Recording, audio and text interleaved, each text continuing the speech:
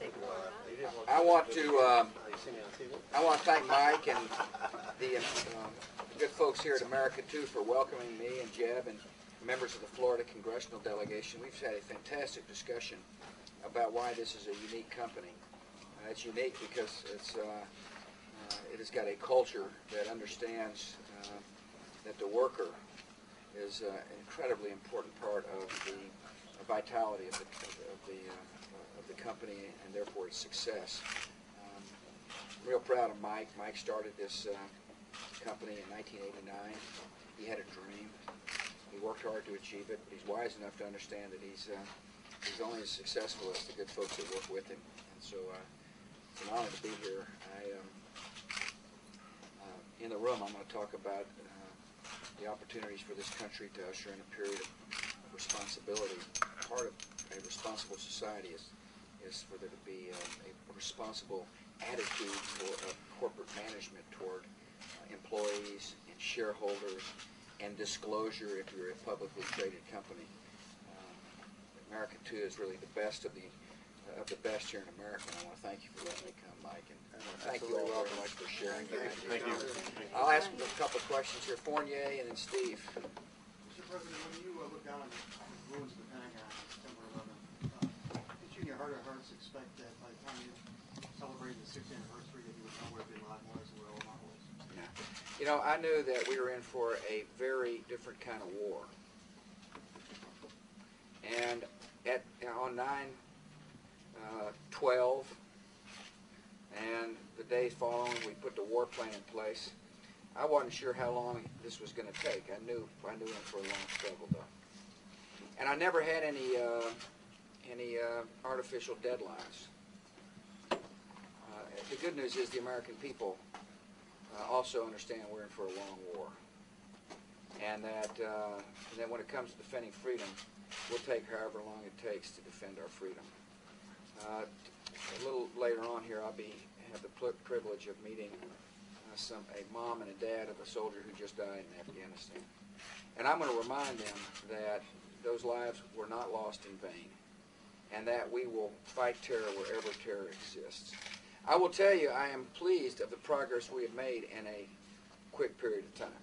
6 months is not a very long period of time when you think about the enemy we fight. And we've made tremendous progress, thanks in part to a coalition, and thanks in part to the brave men and women who wear our uniform. And I am grateful, and so is the nation grateful. Those who are preoccupied with one individual do not understand the struggle. We fight terror wherever terror exists.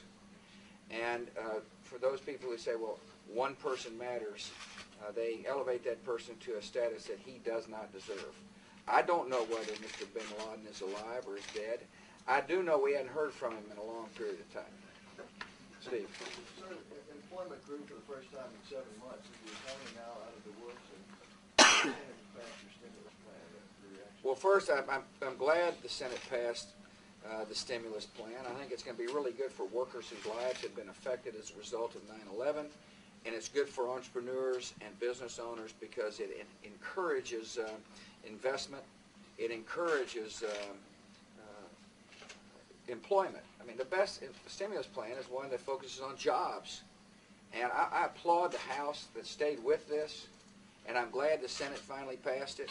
I look forward to signing it. It is a good piece of news for workers and entrepreneurs alike. Look, Steve, in terms of the numbers, there's going to be a lot of statistics thrown around about our economy. But let me tell you bluntly how I feel. People's lives were deeply affected on September the 11th. A lot of people got hurt as a result of that attack. And I'm concerned about it. I'm concerned about anybody who's not working who wants to work. And so we'll let the numbers talk. But in terms of policy and the focus of this administration, we're going to do everything we can to increase jobs so people can find work. One of the reasons we came here is Mike, in the midst of a significant downturn in his business, laid nobody off. There wasn't one layoff in America Too. And people say, well, what about the numbers? Well, the numbers here show that he was in a big slowdown. Sales dropped by 40%, and yet he understood his responsibility as a decent citizen, and nobody got laid off. And I'm real proud of that, Mike, and I want to thank you for it. And it's the kind of thing, by the way, that workers years from now in America, too, are going to remember. That in the midst of this unbelievable, despicable act of evil on America that affected our economy, I don't care what the number crunchers say, it affected our economy.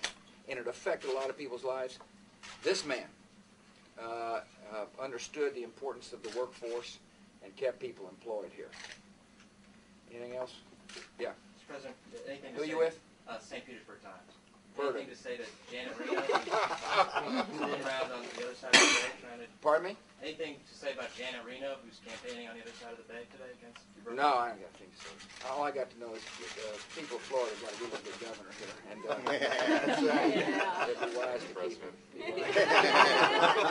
President, Yeah. battle going on outside of Gardez. There's some rumors now from our Afghan allies that there may be some real top leadership, maybe even bin Laden up there. What do you know about that? I don't know of any specific names, John.